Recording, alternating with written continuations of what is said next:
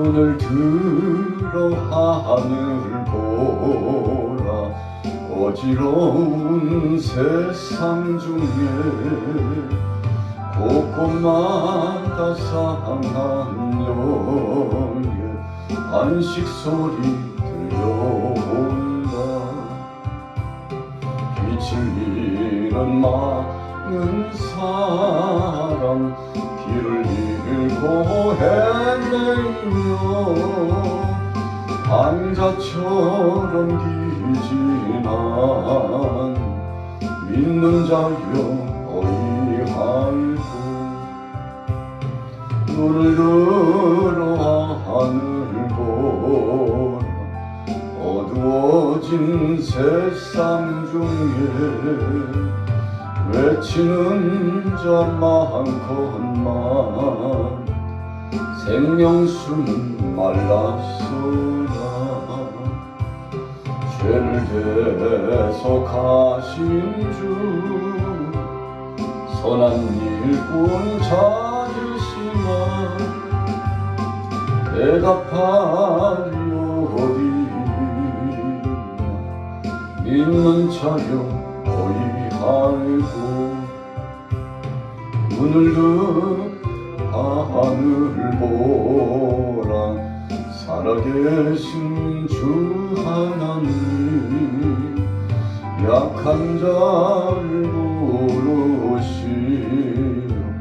하늘 뜻을 전하셨다. 생명수는 홀로 예수 처음이요 나중이라. 주님 너를 부르신다.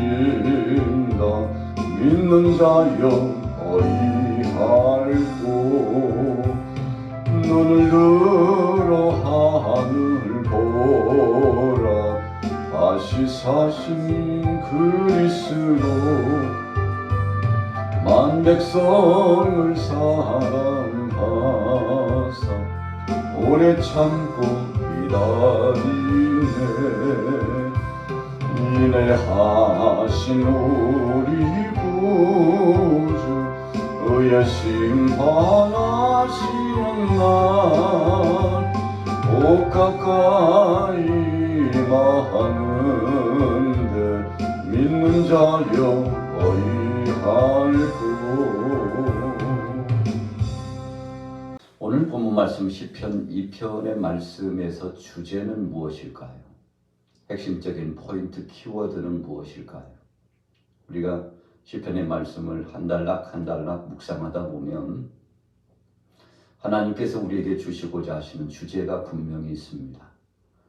핵심적인 문제를 푸는 키워드, 이 열쇠가 있습니다. 자, 오늘 이 편 말씀에서 키워드는 바로 12절 말씀에 나타나 있죠. 자, 뭐라고 말씀하고 있습니까? 그의 아들에게 입맞추라. 그렇지 아니하면 진노하심으로 너희가 길에서 망하리니 그의 진노가 급하심이라. 자, 그러시면서 여호와께 피하는 모든 사람은 다 복이 있도다. 자, 우리가 성경의 문맥을 읽다 보면 그 말씀 속에 분명한 답이 있습니다. 주님이 우리에게 주시고자 하신 아주 중요한 명제가 있는데 여호와께 피하라. 그것이 상책이라는 거죠. 그게 삶의 지혜라는 것입니다. 그렇게 사는 것이 행복한 것이고 그렇게 행하고 처신하는 것이 삶의 지름길이라고 말씀하고 있죠. 자, 피할 길은 어디입니까? 하나님 품에 피해야 된다는 것입니다. 그래서 우리 인생론 가운데 우리가 일거수일투족을 하나님 앞에 맡기면서 살아가는 우리 인생편에 적지 않게 환난도 찾아오고 질병도 또 탄식의 역사도 고통도 인간적으로 감당할 수 없는 문제도 시험의 무대가 줄곧 찾아옵니다. 여러분, 그래서 하루가 평할 날이 없을 만큼 우리에게는 때로 고통도 또 고민거리도 해결할 수 없는 어떤 중대한 난제도 이런 것들이 우리 앞을 가로막고 이제는 됐나 싶으면 또 시작하고 이제는 끝났나 싶으면 또 다른 것들이 우리 앞에 도전해 옵니다. 여러분, 그래서 세상에 나는 아무런 문제가 없다고 말하는 사람들이 있을 수 있잖아요. 그러나 사실인즉슨 돌이켜보고 그 속 사정을 알면 세상에 가장 돈이 많은 갑부도 부자도 또 지식가도 명예나 권세가도 그리고 뭔가를 발명한 발명왕도 자신 안에 드리워져 있는 고민이 있고 고통이 있기 마련입니다. 아무리 건강한 것 같아도 우리 육체는 쇠잔해지고 약하기 때문에 한 가지 이상씩 질병과 고통이 있기 마련입니다. 참 부럽습니다. 그렇게 건강한 모습으로 사시고 늘 밝은 얼굴로 사시는데 뭐가 그렇게 좋습니까? 좋기야 좋죠. 저 행복합니다. 그러나 저에게도 문제가 있고 고민이 있습니다. 제 몸도 건강해 보이지만 한쪽 편에 약함이 있습니다. 이야기를 하다 보면은 밤새껏 이야기해도 서로 주고받는 이야기가 끝나지 않을 만큼 다 할 말이 있다는 것입니다. 여러분, 오늘 시편 2편에 나타나고 있는 세상의 관원들, 군왕들이 뭐하고 있었습니까? 여호와의 행하시고 하나님의 행하시는 일을 대적했다고 했습니다. 요즘 국제정세가 참 어렵습니다. 약 1년여 됐나요?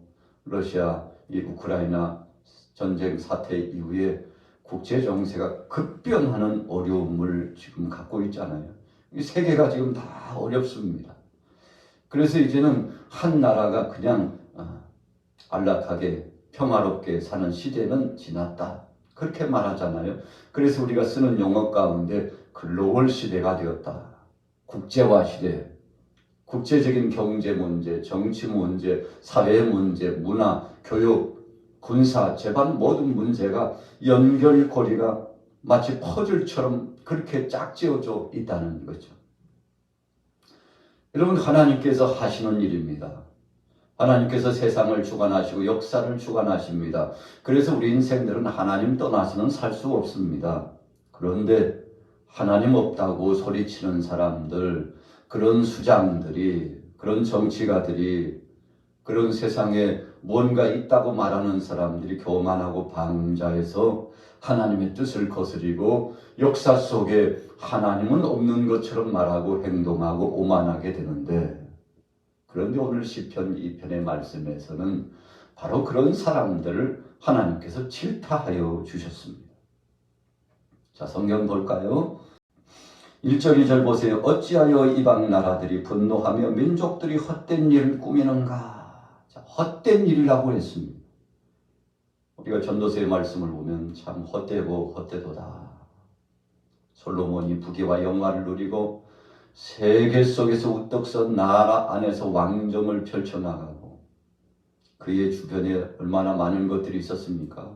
금은 보화와 또 즐길 수 있는 유의의 것들과 천하를 호령할 수 있는 권위가 그에게 있었습니다.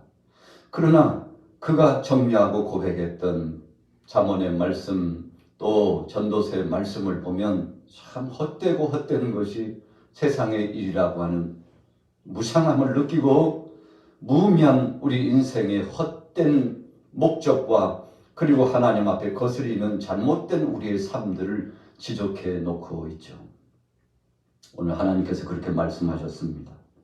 이방 나라들아, 민족들아, 너희가 왜 헛된 일을 꾸미느냐. 이런 부질없는 짓이라는 것입니다. 그것을 통해서 뭔가를 이룰 것 같지만 다 파손하는 배처럼 물거품처럼 아침 이슬처럼 사라지는 것이라는 겁니다. 그러나 그거 알지 못하고 우리 인생들은 천년 만년 살 것처럼 생각하고요. 언제 하나님 앞에 부름받을 줄 모르는 우리 인생들이 때로는 방자히 행하고 하나님의 뜻을 거스리고 그렇게 하나님의 은혜도 모르고 살아가는 사람들이 얼마나 많습니까? 어떤 나라도 어떤 개인도 하나님 보시기에는 참 가소롭고 안타깝다는 것입니다. 그래서 헛된 일을 왜 꾸미느냐? 너희가 왜 그러느냐? 노아 홍수 이후에 사람들이 바벨탑을 쌓았습니다. 그리고는 하나님의 심판을 면하고자 했습니다. 그렇게 바벨탑을 쌓아가는 것이 인생의 구원의 역사라고 생각했죠. 하나님께서 보실 때 참 헛된 일을 꾸미고 있었습니다. 무지개로 약속하시고 하나님께서 다시는 물로써 심판하지 않겠다고 하셨죠. 그리고 깨어나오고 회개하고 자백하고 이제는 새 삶을 살기를 원하셨습니다. 그럼에도 불구하고 인생들이 바벨탑을 쌓았죠. 문명의 바벨탑, 과학의 바벨탑, 지식의 바벨탑, 만몬신 물질의 바벨탑을 쌓아놓고 그것이 나를 지켜줄 줄로 압니다. 요즘은 건강신이라고 해가지고 몸신이라고 해가지고 여러분 우리를 지켜줄 수 있는 것들이 세상에 도처에 있는 것처럼 말하지만 사실인즉슨 우리가 속으며 사는 거 아니겠습니까? 여러분 세상에 안전지대는 없습니다. 완전한 것은 없습니다. 다 헛되고 무의미하고 하나님 앞에서 보면 참 허무한 것들입니다. 자 보세요. 사람들이 뭐라고 했습니까? 2절에 보세요. 세상의 군왕들이 나서며 관원들이 서로 꾀하여 여호와의 그의 기름 부음 받은 자를 대적하며 우리가 그들의 맨 것을 끊고 그의 결박을 벗어버리자 하는도다. 자 이게 무슨 말씀입니까? 2절과 3절의 말씀은 세상의 헛된 것을 추구하는 사람들이 하나님의 말씀을 떠나고자 했다는 것입니다. 자 끊어버리자. 맨 것을 끊자. 결박을 벗자. 여러분 하나님이 주신 말씀과 율법과 하나님이 주신 역사적인 교훈적인 산물 그리고는 지름길을 제시해 주신 은혜의 말씀 이런 것들 다 필요 없다고 말한 것입니다. 참 귀찮다 귀찮아. 여러분 그래서 바벨탑을 쌓아 올린 거죠. 광야에 40년 동안 출애굽한 이스라엘 백성들이 하나님의 그 말씀과 하나님이 허락하신 만나의 양식으로 광야 40년을 살아갔습니다. 그 심지어는요 옷이 휘어지지 않고 손발이 부르트지 않을 만큼 하나님이 철저히 도와주시고 지켜줬다고 했습니다. 여러분 그런데 그 하나님의 은혜를 대적했습니다. 얼마나 원망하고 불평했는지 몰라요. 감사는 없고 찬양도 사라졌습니다.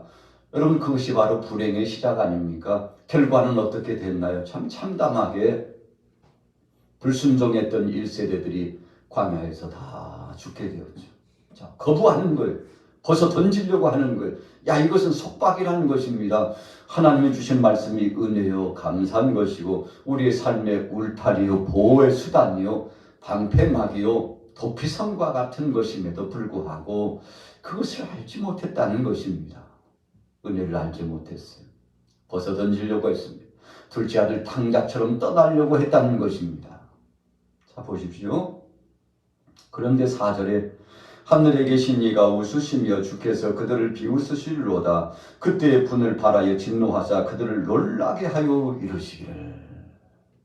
하나님께서 보시니까 참 안타깝죠. 연약한 이 백성들, 불순종한 이 세대가 살려고 발버둥 치는데 오히려 깊은 수렁으로 빠져 들어가고 있는 모습을 하나님이 보시고는 하나님께서 심지어 강력한 분을 발하셨습니다. 진노하셨어요. 여러분 고라 일당들이 모세를 대적하고 하나님을 대적하려고 했는데 마침내 어떻게 됐습니까? 땅이 갈라지고 또 불이 내려가지고 불순종한 자들이 하나님의 심판을 피하지 못했잖아요. 애굽의 파로가 10가지 재앙이 있었는데 그 중에 마지막 재앙 앞에 무릎을 꿇습니다. 마지막 재앙이 무엇입니까? 유월절 어린 양의 피의 역사입니다. 이 죽음을 관장하는 천사가 집집마다 다 찾아가는데 초태생을 죽이려고 하는 것입니다. 그런데 한 가지 약속이 있었죠. 어린 양을 잡아서 그 피를 자웅 은설주와 임방에 바르면 그 집은 뛰어 건너가리라. 뛰어 넘어간다는 것입니다. 구원해 주시겠다는 것입니다. 이것이 하나님의 약속이었어요. 어린 양의 피는 예수 그리스도를 상징합니다. 말씀이 육신이 되어 이 땅에 오셨다고 요한 사도는 요한복음에서 결론하고 있죠. 자, 하나님을 바라보고 피난처인 그분 앞에 맡기면 살 길이 열린다는 것입니다. 자, 하나님이 비웃으셨다고 그랬어요. 참 안타까운 것들. 왜 그렇게 사나? 하나님께 맡기고 하나님 앞에 부르짖으면 주께서 일거수일투족을 책임져 주실 텐데 살겠다고 발버둥을 치는데 하나님 보시기에는 참 안타까웠죠. 하나님 말씀을 벗어나서 잘 살겠다고 했는데 잘 살았으면 좋겠습니다만 다 허무한 꼴을 만나고 고통 가운데 섰다는 것입니다. 바로가 애굽에 있는 그 잡신들을 의지해 가지고요, 모세 앞에서 여호와 앞에서 방자히 행하고 우리 신이 제일이라는 거죠. 내가 믿고 있는 신이 제일이고, 우리 애굽의 이 파로는, 파로라는 것은 신의 상징적인 인물 아닙니까? 애굽에 있어서 이 파로가 절대적인 신이야. 여호와가 아니라니까. 그러면서 대적질을 하고 모세를 회방하고 하나님의 말씀을 거역하고 그랬는데 마지막에 자신의 아들이 죽어가는 것을 보고 백기를 듭니다. 나라 안에 있는 모든 초태생이, 처음 난 사람, 처음 난 짐승이 다 죽고요, 통곡 소리가 애굽 온 땅에 퍼졌다고 그랬죠. 항복합니다. 아, 생명을 주관하는 것은 나일강 신이 아니구나. 생명을 주관하는 것이 개구리 신이 아니구나. 이의 신이 아니구나. 나 파로도 아니구나. 내가 할 수 있는 것은 없구나. 이 모든 것을 주관하시는 분이 하나님이구나. 그리고는 백기를 들고 하나님의 백성들 장정만 60만을 해방시키고 보내게 되지 않습니까? 여러분, 하나님 앞에 대항할 자가 어디 있겠습니까? 오늘 하나님 그렇게 말씀하시죠. 자, 6절에 보세요. 내가 나의 왕을 내 거룩한 산 시온에 세웠다 하시리로다. 내가 여호와의 명령을 전하노라. 여호와께서 내게 이르시되 너는 내 아들이라. 오늘 내가 너를 낳았도다. 여러분, 시온에 나의 왕을 내 거룩한 산 시온에 세웠다.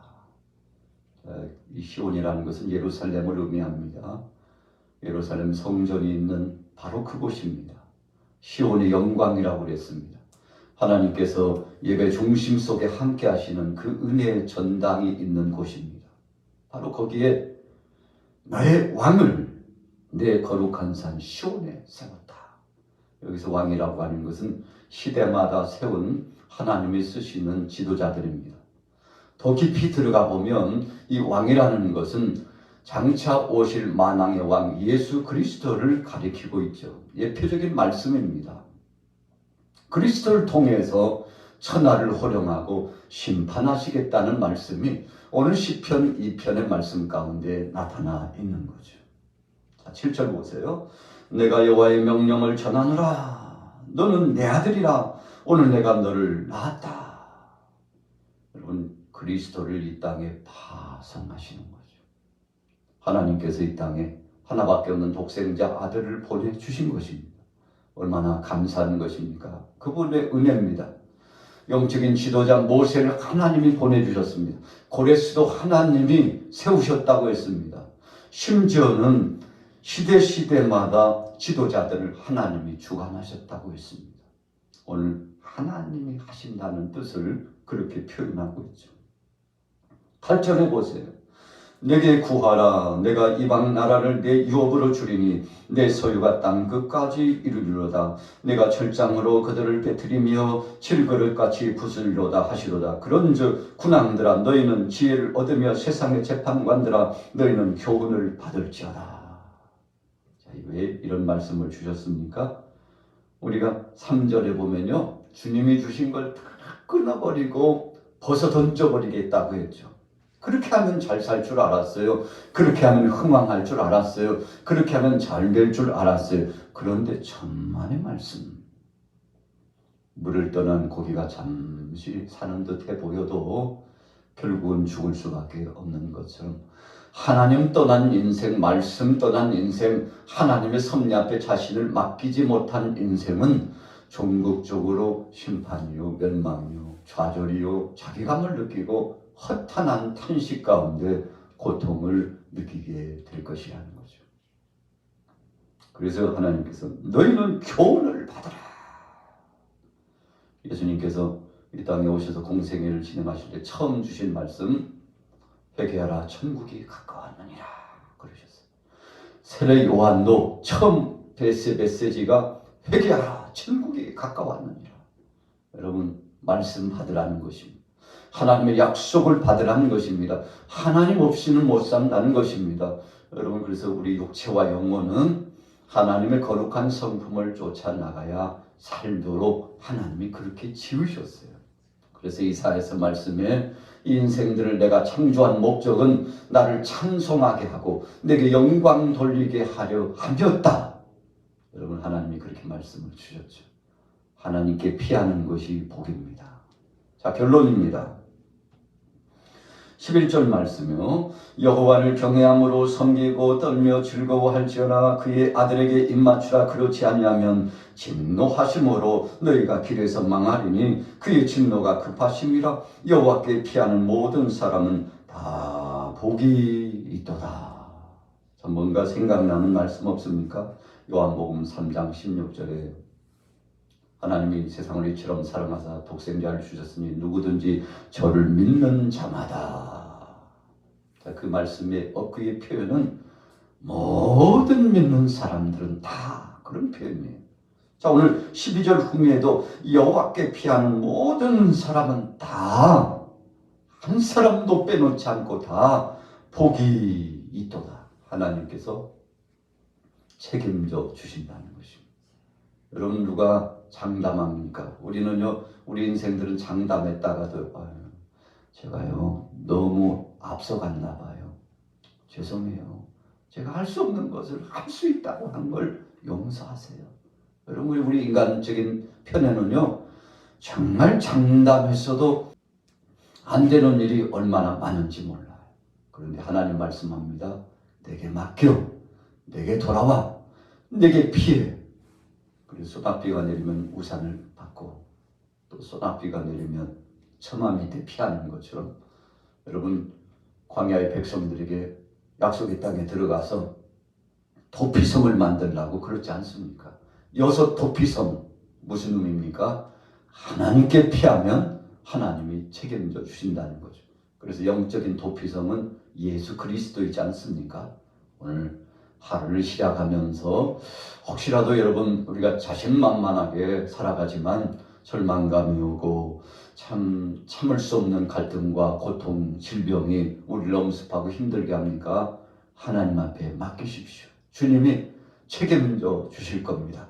다 여호와께 맡기고 나오라고 주님 책임져 주신다고 했는데 우리의 피난처이신 주님 앞에 맡기셔서 오늘도 치료와 회복과 강건함을 누리시기를 예수님의 이름으로 축원합니다.